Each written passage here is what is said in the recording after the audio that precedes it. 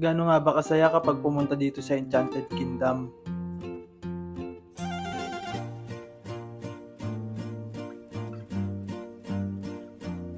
Hi guys, ako si Din. Hindi ako tamad pero hindi ko lang alam kung anong gagawin ko. Kaya tara, mag-EK tayo. Pagkatapos ng hindi magandang experience sa camping ay pumunta na kami dito sa EK. Gusto din kasi namin ma-experience kung gaano ba kasaya dito. Kaya naman kagad na kami sumakay ng mga rides.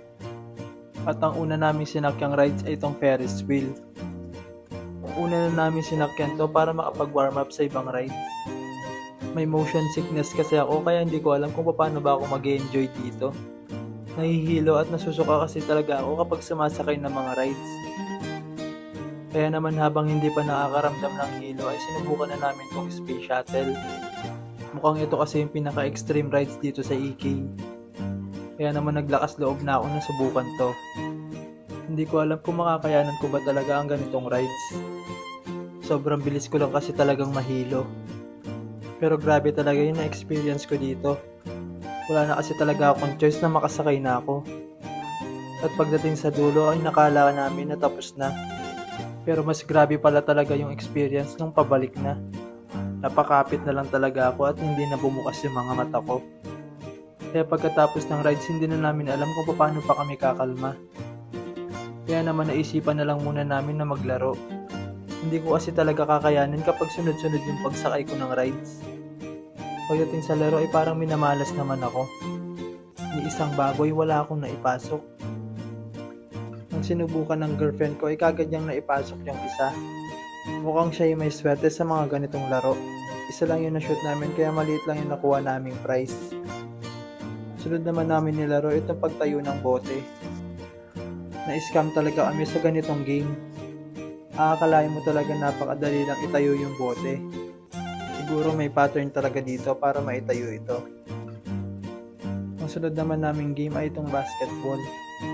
Dito napatunayan ko na talaga kung bakit nababangko ako sa mga liga. Wala kasi akong naipasok kahit isa.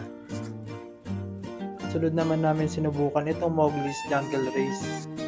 Dito namin na-experience yung 4D. Mukha lang siyang pambata pero masaya naman siya ma-experience.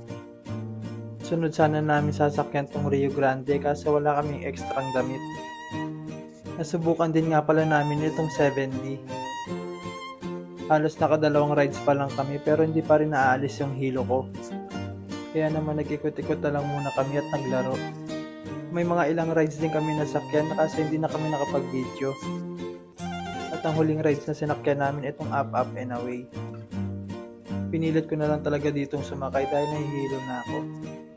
Hindi ko alam kung naging sulit ba yung pagpunta namin dito dahil di pa namin nasakyan yung ibang mga rides. Hindi ko na rin kasi talaga kinakaya yung hilo ko. Siguro sa pagbalik namin, uunahin ko na yung mga hindi namin nasakyan. Pero sa ngayon, kaunti lang talaga yung nasakyan naming rides. At ang panghuling ganap namin dito, itong hinihintay naming fireworks. Isa rin din kasi ito sa inaabangan kapag pumupunta dito sa Enchanted Kingdom. At dito na natapos ang araw namin sa EK. Kaya naman hanggang dito na lang. Maraming salamat sa pagsama.